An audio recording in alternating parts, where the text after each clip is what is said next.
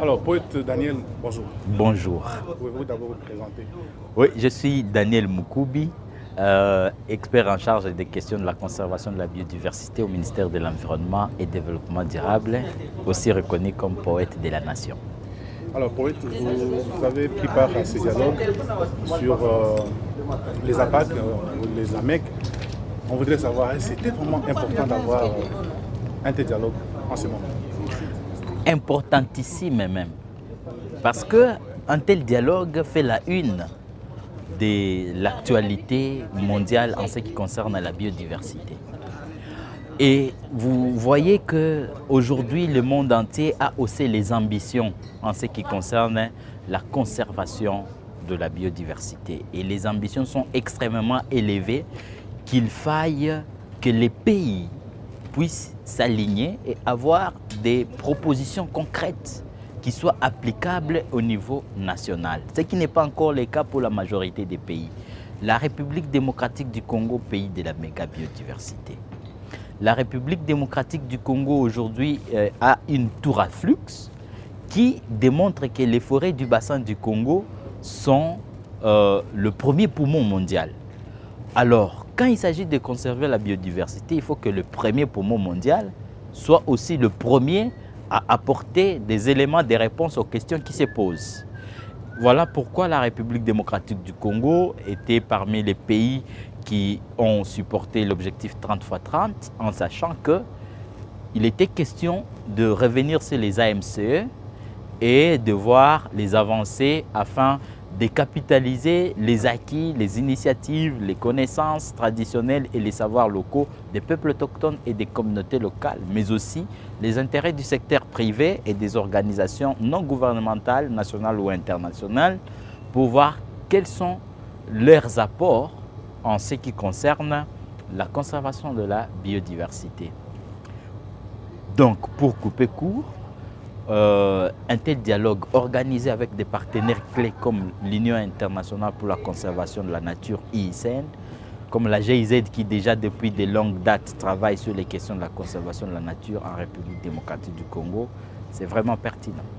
Alors aujourd'hui, les AMEC se présentent comme une opportunité pour atteindre l'objectif 30x30. Au niveau de la RDC, comment le gouvernement s'emploie déjà à pouvoir capitaliser tout ce qui est comme initiative privée et aussi les initiatives des communautés? En fait, le gouvernement de la République démocratique du Congo entend capitaliser les acquis des communautés locales, des peuples autochtones et du secteur privé en ce qu'il crée un espace d'accueil, de réflexion, d'échange, de partage et surtout de dialogue. Vous voyez que cette initiative n'a pas commencé aujourd'hui. D'abord, ça a commencé depuis 2012, mais c'était seulement par la société civile et notamment ANAPAC, l'Alliance nationale pour l'appui et la promotion des aires et territoires du patrimoine autochtone et communautaire. Mais quand la Convention sur la diversité biologique à laquelle la RDC est partie a pris une décision sur les aires protégées et les autres mesures efficaces de conservation par zone, les AMCE, le pays a dit non, il faut maintenant que nous puissions mettre en place un cadre qui va nous permettre la mise en œuvre de cette décision que nous avons adoptée.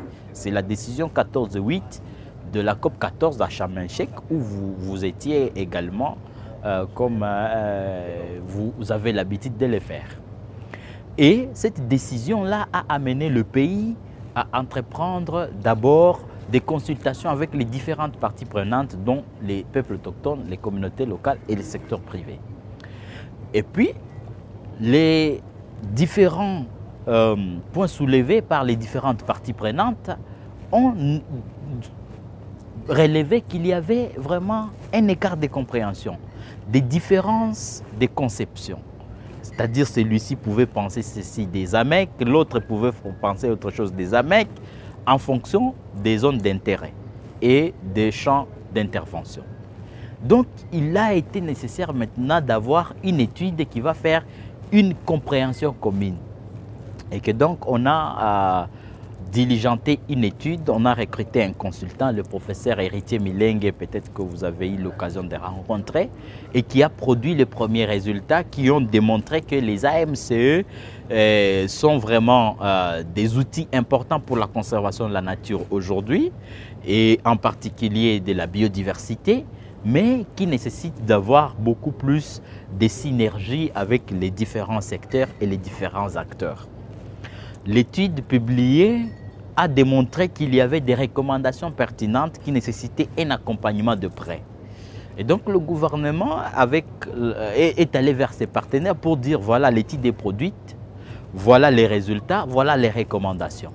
Le partenaire a trouvé utile qu'il y avait vraiment besoin de coaliser avec d'autres partenaires. C'est ainsi que nous avons pensé, en voyant ce qui se passe au niveau mondial, à l'Union internationale pour la conservation de la nature. Et l'Union internationale pour la conservation de la nature a été étonnée de voir comment est-ce que la République démocratique du Congo prend à bras le corps les questions relatives à la conservation de la nature et particulièrement les AMCE qui font la une de l'actualité mondiale. Et que donc, on a commencé les travaux préparatoires avec l'UICN et l'UICN a dit que c'est important de faire un dialogue national et nous avons trouvé que c'était déjà dans nos priorités d'avoir une compréhension commune avec les différentes contributions venant notamment des provinces. Parce que tout ce qui était fait la fois passée, c'était surtout au niveau central. Mais actuellement, on a trouvé utile d'associer maintenant les acteurs provinciaux pour plus de cohérence dans ce que nous sommes en train de faire. Voilà pourquoi aujourd'hui, on a ce dialogue national. Et ce dialogue national va permettre d'avoir une feuille de route, laquelle feuille de route va nous permettre de mettre en place des actions qui vont orienter le gouvernement à prendre les décisions sur une politique appropriée, non seulement d'accompagnement, d'appui, mais aussi de valorisation et de sécurisation des AMCE.